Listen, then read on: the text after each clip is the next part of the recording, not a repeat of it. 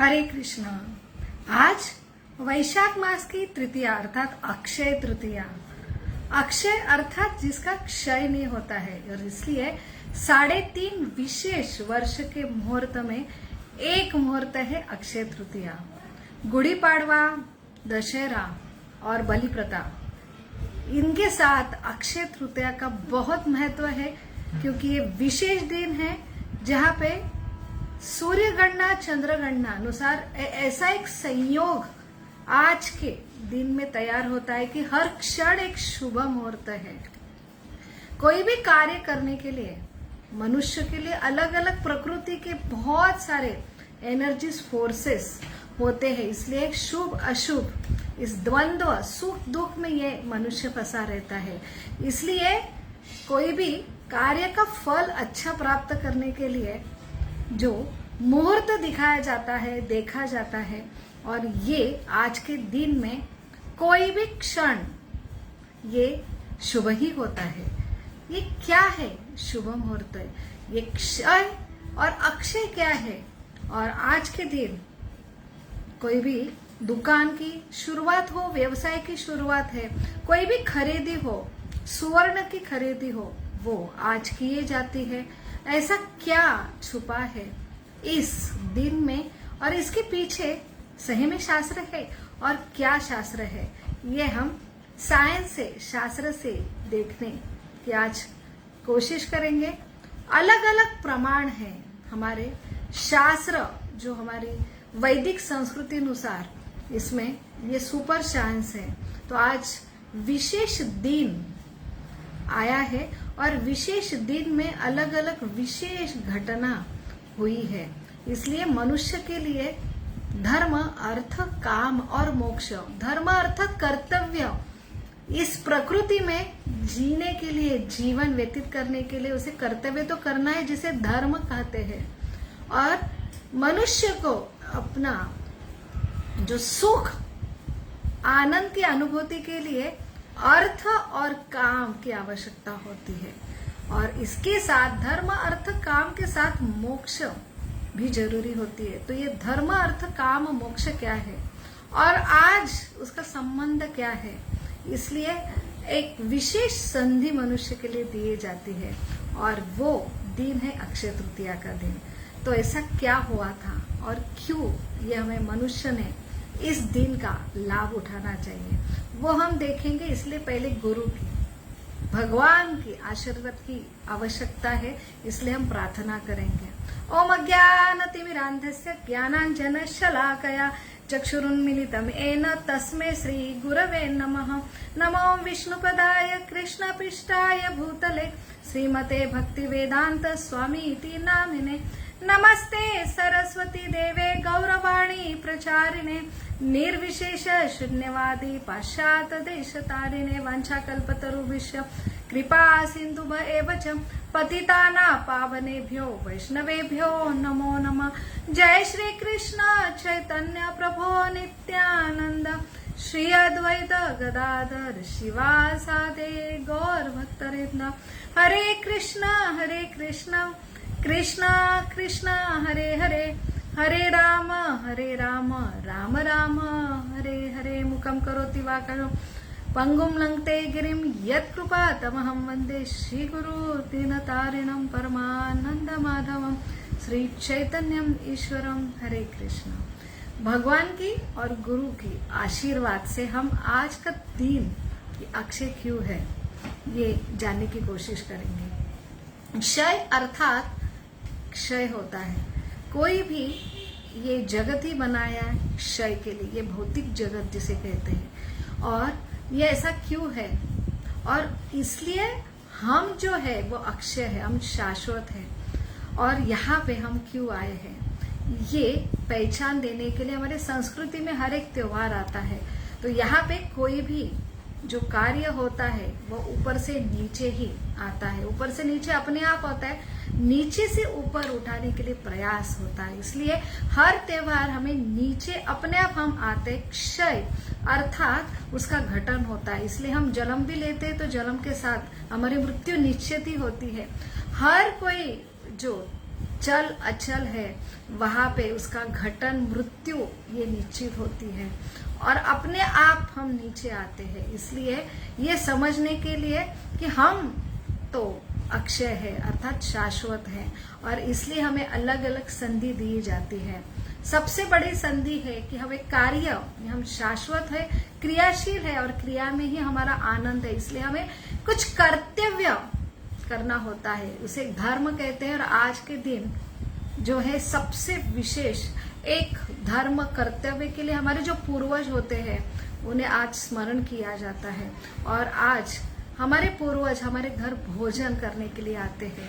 इसलिए विशेष व्यंजन, विशेष तौर से ये सीजन में जो आम आते हैं और पहला ये स्वीट है, आम का स्वीट है, हम हमारे पूर्वजों को स्मरण करके उनको ये व्यंजन देते हैं, तो उनकी पूजा की जाती है।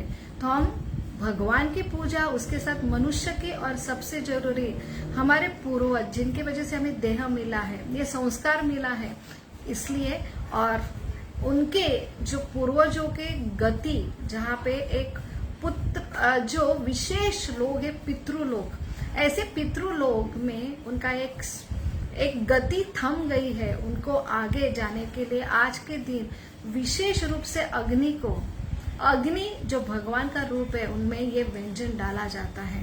तो ऐसा ये विशेष पितृ को जो तर्पण और विशेष हमारा भोजन जो उनका स्मरण करके जो अर्पण करने का ये दिन होता है, इसलिए सवेरे से सारे जो महिला है अलग अलग व्यंजन बना के हमारे पूर्वजों को जिनकी मृत्यु हुई है उनको, उनकी गति जो उनको अगर हम सुख शांति देते हैं, उनको स्मरण करते हैं, उनकी सेवा करते हैं, तो हमें आशीर्वाद के रूप में हमें प्राप्त होता है। इसलिए आज के दिन का बहुत महत्व है। अभी ये कर्तव्य है, धर्म है, अभी जो होता है अर्थ। एक मनुष्य के लिए अर्थ, अच्छा आनंद जीवन जीने के लिए अर्थ अर्थात संपत्ति। तो आज के दिन कोषाध्यक्ष कुबेर जी को ये पोस्ट मिला था, इसलिए आज के दिन सुवर्ण खरीदी का बहुत बड़ा मुहूर्त होता है। और सुवर्ण खरीदी जो आज कुछ भी हम अगर खरीदते हैं तो उसका क्षय नहीं होता है, उसमें कमी नहीं होती, बल्कि वो बढ़ते जाता है। इसलिए आज सुवर्ण हमें जो कोई सुख सुविधा की जो है कि हमारी जो इच्छा होती वो कार्य आज के दिन किया जाता है। और ये काम अर्थात हमें जो कुछ ये अर्थ से हम आनंद के लिए जो हम प्राप्त करते हैं, अलग अलग इच्छा करते हैं, इसलिए अलग अलग कोई भी व्यवसाय हो जो आज के दिन से ही प्रारंभ किया जाता है वो है काम। तो यहाँ पे अलग अलग जो दिन अलग अलग विशेष घटना हुई थी, तो आज ही अलग अलग घटना हुई थी। आज के दिन त्रेता युग का प्रारंभ हुआ था। आज के दिन जो है व्यास मुनि ने महाभारत का संकलन संपूर्ण किया था। आज के दिन ही सूर्य देव ने अक्षय पात्र पांडव को जो भेंट के रूप में दिया था। आज के दिन ही अन्नपूर्णा इनका जन्म हुआ था। आज के दिन ही भगवान का एक हयग्रीव अवतार और परशुराम अवतार इनका जन्म हुआ था। और आज के दिन ही भगीरथ ने गंगा स्वर्ग से पृथ्वी पर लाई थी। और आज के दिन ही ऐसे बद्रीनाथ में कपोल द्वार आज के दिन खुलते हैं। और आज के दिन ही वृंदावन में बांके बिहारी जी का चरण दर्शन होता है। आज के दिन से ही सबसे महत्वपूर्ण है कि भगवान की चंदन यात्रा का प्रारंभ होता है। भगवान को चंदन का लेप लगाया जाता है क्योंकि बहुत ही ग्रीष्म ऋतु में गर्मी होती है, दाह होता है शरीर का, तो उनकी ये विशेष रूप की 21 दिन की चंदन यात्रा का प्रारंभ होता है। तो इसमें ये सारे में धर्म अर्थ काम और मोक्ष छुपा होता है, जो ना कोई सिर्फ समृद्धि सुख मनुष्य को प्रदान करता है, परंतु इस प्रकृति का स्वभाव है जो है क्षय और भुला देना। इसलिए हमारा स्मरण जो हम भूल जाते हैं, हम क्यों आए हैं, हमारा मुख्य कार्य क्या है, हमारा दुख क्या है, वो भी भूल जाते हैं। तो ये स्मरण दिला के हमें जो अपने आप हमारी नीचे गति होती है, क्षय होता है, उनको ऊपर उठाने के लिए ये सारा जो प्रयोजन होता है वो आज के दिन में छुपा होता है। इसलिए आज के दिन की जो कुछ घटना है उनको स्मरण करने का आज का दिन होता है।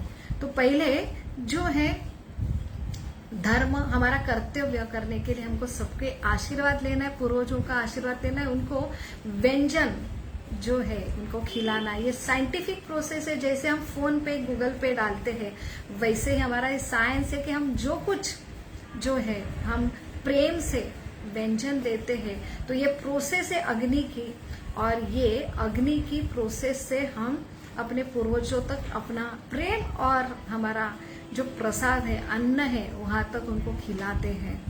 अब अर्थ, जो कोई हम अर्थ कोई भी खरीदी करते हैं तो उनका हमेशा जो बढ़ता ही जाता है, और कोई भी कार्य की शुरुआत होती है वो बढ़ती जाती है। और क्योंकि बहुत सारे ब्लेसिंग इस दिन में मिलते हैं, अभी जो सबसे महत्वपूर्ण है कि अक्षय पात्र जो द्रौपदी को प्राप्त हुआ था सूर्य देव की उपासना करने के लिए। इसलिए हमारे संस्कृति में अलग अलग जो स्पेसिफिक दिन होती है, इसलिए हमारे संस्कृति में जल, गंगा माता को हम जल, ये साधारण जल नहीं है, वो भी पूजनीय है।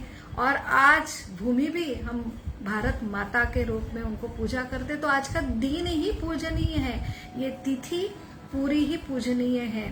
और इसलिए आज के दिन जो गंगा माता का अवतरण आज हुआ था, और विशेष रूप में अक्षय पात्र प्राप्त हुआ था द्रौपदी को, वहां पे पांडवों की कथा आती है महाभारत में। महाभारत का संकलन भी आज कंप्लीट हुआ था व्यास मुनि द्वारा, जब दुर्वासा मुनि और ये भेजे जाते हैं जो द्वेषी ईर्ष्यालु दुर्योधन है, पांडवों को वनवास में भेज के भी उसका द्वेष ईर्ष्या कम नहीं होती, शांति नहीं मिलती है उसे। तो 50,000 अपने शिष्य के साथ दुर्वासा मुनि को उनको भेजा जाता है कि उनको क्रोध से आके अगर वो तृप्त नहीं होते हैं दान भोजन से, तो उनको शाप मिलेगा पांडवों को। इसलिए ये प्रयोजन से दुर्वासा मुनि को भेजा जाता है अरण्य में वनवास काट रहे पांडवों को। तो ऐसे 60,000 जो शिष्य को आज के दिन ही द्रौपदी ने अक्षय पात्र, जो पात्र में कोई क्षय नहीं होता है और वो बढ़ता ही जाता है, ऐसे अन्न अपने आप निर्मित होती थी। अन्नपूर्णा की निर्मित भी आज है। तो इसलिए बहुत महत्व होता है दान देने का। हम अपनी संतुष्टि कितना भी हम अपने लिए अर्थ काम जो करते हैं, लेकिन उससे हम संतुष्ट नहीं होता है मनुष्य, वो होता है दूसरे को दान देके। तो ये बहुत बड़ा लेसन मिलता है। और सबसे बड़ा है कि आज के दिन गंगा माता का अवतरण हुआ था। ऐसी ये कथा आती है जो हमारी सारे कथा माइथोलॉजी नहीं है, ये रियल है। इसलिए आज सिर्फ स्मरण भी करें तो वो कथा का लाभ हमें प्राप्त होता है। सूर्यवंशीय जो सगर राजा थे, उनको भी द्वेष ईर्षा से मारने का प्रयास किया था, और विष के साथ ही उनको विष जहर दिया गया था उनके माता को, उसके साथ ही उनका जन्म हुआ था। इसलिए कोई विष का उनके ऊपर असर नहीं होता था। ऐसे सगर राजा ने पूरे पृथ्वी ब्रह्मांड पर राज्य के लिए अश्वमेध यज्ञ का जो आरंभ किया था। 99 कंप्लीट हुए थे, 100 यज्ञ होने वाला था। स्वर्ग राज के देवता इंद्रदेव को ईर्ष्या हुई कि ये मेरा राज्य, स्वर्ग भी ये पृथ्वी के राजा ले लेंगे, इसलिए उनमें बाधा आने के लिए उनका अश्व जो है छुपा देते हैं। परंतु गौतम मुनि के आश्रम में वो छुपाया जाता है इंद्र द्वारा। और फिर सगर राजा के सारे जो पुत्र है, वंशज है, वो ढूंढ के गौतम ऋषि के आश्रम में आते। गौतम ऋषि को अपराध होता है कि इन्होंने ही चुरा है।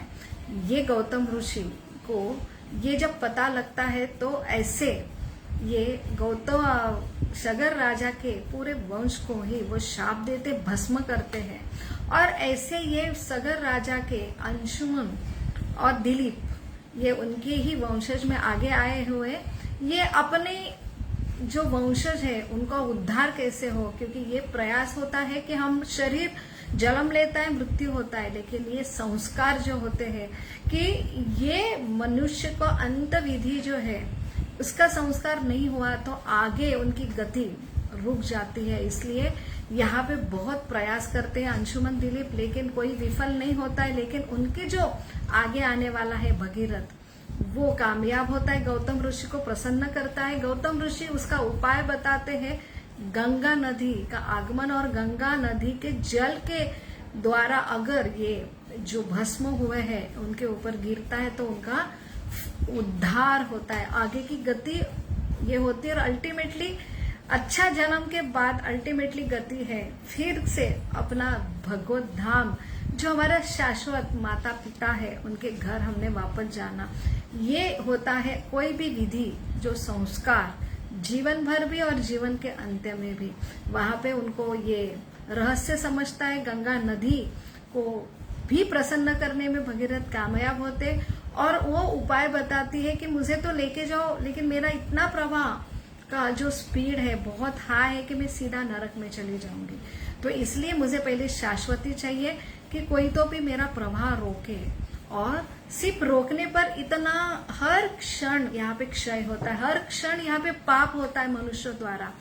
तो यहाँ पे सारे अपना पाप धोने के लिए मेरे पात्र में आएंगे तो मैं पापी बन जाऊंगी, तो मेरे लिए भी कुछ उपाय होना चाहिए नरक से बचाने के लिए। और ये सारे पाप मेरे अंदर जो आ रहे हैं वो पाप मुक्ति के उपाय। इसलिए भगीरथ बहुत ही भगवान के भक्त है और दो उपाय भगीरथ जी देते हैं गंगा की। वो पहले शंकर जी को प्रसन्न करते हैं, उन्हें मना लेते कि अपनी जटा में गंगा जी को धारण करें कि उनका स्पीड रोके।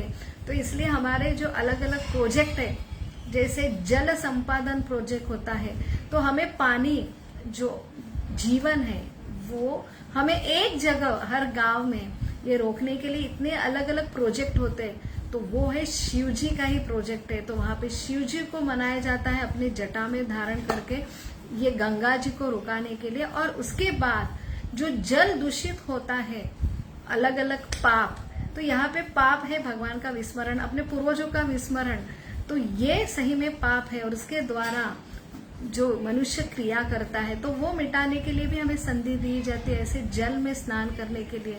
तो यहाँ पे भगीरथ उन्हें आश्वासन देता है कि जो साधु जन है, वैष्णव जन है, वो स्नान करते। इसलिए सिंह, जो सिंहस्थ मेला होता है, वहां पे सारे साधु अपने पाप मिटाने के लिए नहीं, ऐसे जल को, गंगा जल को शुद्ध करने के लिए आते हैं। तो वो शाश्वती देते कि सारे साधु हर जो है तीर्थ स्थल पे ऐसे गंगा स्नान करने के लिए आते हैं। और ये साधु ऐसे तीर्थ स्थल पे गंगा के तट पे ही रहते हैं, तो वो सारे पाप को गंगा नदी को मिटाने के लिए होता है। तो ये दो शाश्वती होने पर भगीरथ जी के साथ गंगा नदी का यहाँ पे प्रारंभ होता है। आज के दिन ही बद्रीनाथ, ये 4 धाम में से एक मुख्यमंत्री के कपोल द्वार आज खुल जाते हैं, उनको दर्शन की खुला किया जाता आज के दिन। आज के दिन ही वृंदावन का बाके बिहारी जो मंदिर है, जहाँ पे एक एक क्षण में पर्दा खुलता है, मिटता है, क्योंकि भगवान इतने भक्त वत्सल है कि कोई भी भगवान के सामने आता है, उनको वो भगवान भक्त से अट्रैक्ट होके उनके साथ एक बार वो चले गए थे। इसलिए पुजारी बार बार जो है दर्शन बंद करते, और उनका दर्शन दुर्लभ है, उनमें से उनके चरण दर्शन तो बहुत दुर्लभ है। तो ये चरण दर्शन का आज योग होता है। इसलिए आज वृंदावन में बाके बिहारी मंदिर में चरण दर्शन प्राप्त होते हैं। और आज के दिन ही परशुराम, ऐसे भगवान का जो एक ऐसा अवतार है जो खुद ब्राह्मण थे, क्षत्रिय थे, लेकिन ब्राह्मण कुल में उनका जन्म हुआ था। उनके माता की माता ने थोड़ा सा उनका जो फल मिला था तो उनकी बेटी के साथ एक्सचेंज हुआ था। इसलिए क्षत्रिय होके क्षत्रिय पुत्र मिलना चाहिए था, लेकिन वहां पे ब्राह्मण का उनको जो बीज मिला था वो एक्सचेंज किया था, और पुत्री को जो है ब्राह्मण पुत्र चाहिए था, वहां पे क्षत्रिय पुत्र का जन्म हुआ था। तो ऐसे ये परशुराम विशेष भगवान के अवतार, उन्होंने ब्राह्मण कुल में तो जन्म लिया था। उनकी माता रेणुका और उनके पिता जमदग्नि, उनके ऊपर बहुत ही उनके ये राजा, उस दिन उस काल के राजा, उनके बारे में वो बहुत ही प्रताड़ित किए थे। उनको सुरभि गाय छीन कर उनको हत्या की गई थी। ये परशुराम जब उनको पता होता है अपने पिता की भ्रूण हत्या, एक क्षत्रिय बहुत पावर है, उन्होंने जो दीन का ब्राह्मणों का रक्षण करना चाहिए, बल्कि वही वो जो है जन के जो है शत्रु और शोषण करने वाले बने। इसलिए उन्होंने पूरे क्षत्रिय पृथ्वी के ऊपर उनका संहार करने की प्रतिज्ञा की थी। 14 बार वो पूरे पृथ्वी से ऐसे राजाओं का, क्षत्रियों का पूरा जो है संहार करते हैं। ऐसे ये परशुराम, इनका आज के दिन जन्म हुआ है। और सबसे मुख्य बात है कि एक है धर्म, अर्थ, काम और मोक्ष। ये कभी भी हमारा विस्मरण नहीं होना चाहिए। मोक्ष अर्थात सबसे आसान विधि है, जो है हम ज्ञान से नहीं समझ में आता है। ज्ञान सुनने पर तुरंत हमारा विस्मरण होता है, क्योंकि क्षय होना ये स्वभाव है। इसलिए ना ज्ञान से समझ में आता है, ना ध्यान से समझ में आता है। तो यहाँ पे ध्यान योग, ज्ञान योग और कर्म योग से भी हमारे कर्म इतना फुलभित नहीं होते। इसलिए सबसे आसान है भक्ति योग। भक्ति अर्थात भगवान को व्यक्ति रूप में उनके सामने नमन होना।